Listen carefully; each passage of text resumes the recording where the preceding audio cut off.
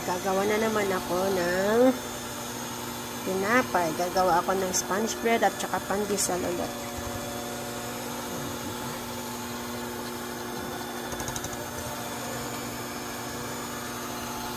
Ito ulit ako.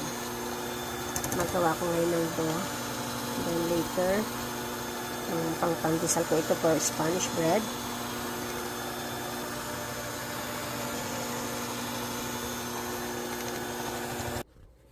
Yan, dinagdagan ko ng flour. Malambot siya. Pero okay lang naman. Kasi pag malambot, that means malambot yung tinapay. Another one. Ayan. Magpakain. Bibake.